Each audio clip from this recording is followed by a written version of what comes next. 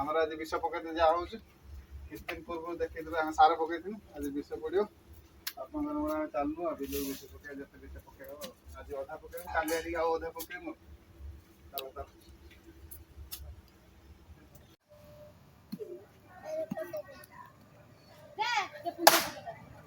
ଭୈରବ ଏସବୁ ଛୋଟ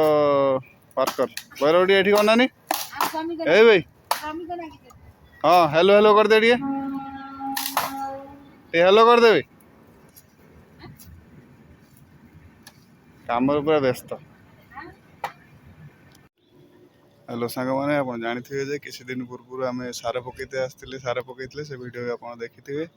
ଆଉ ଆଜି ଆମର ସାର ପକା ହେଉନି ଆଜି ଆମର ବିଷ ପକା ହେଉଛି ସାର ପକାଇ ସରିଲା ପରେ ଯେ କାମ ସରିଯାଏ ବିଲର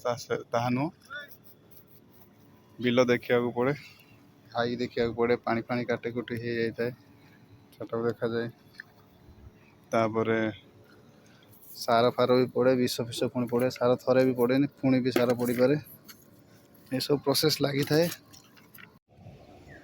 ଆଜି ବିଲରେ ଆମର ବିଷ ପକା ହେଉଛି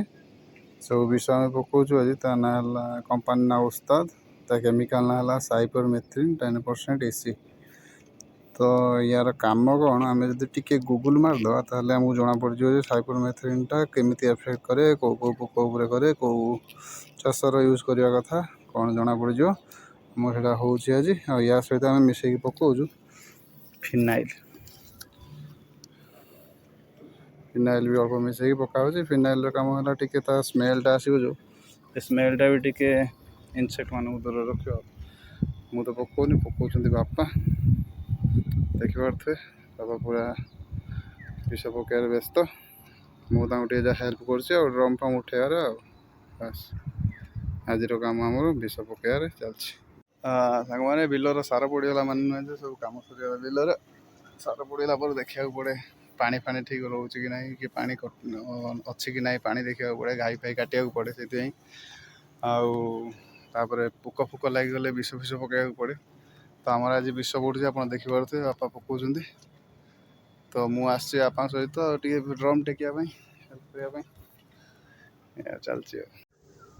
ଏବେ ଟିକେ ସମୟ ରେଷ୍ଟ ତାପରେ ପୁଣି ରିଟର୍ଣ୍ଣ କରିବା ଆଉ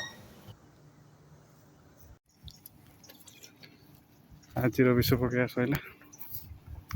ଏବେ ଡ୍ରମ୍ର ଅଳ୍ପ ଟିକେ ବିଷ ପାଣି ଅଛି ଏଇଟା ବାଡ଼ିର ଯେଉଁ ଗଛ ଲଗାଇ ସେଇ ଗଛର ପକାଯିବ ଏବେ ରିଟର୍ଣ୍ଣ କରୁଛୁ ବାଡ଼ିରେ ଯେଉଁ ଗଛ ଅଛି ତା ଦେହରେ ବିଷ ପଡ଼ୁଛି ଏବେ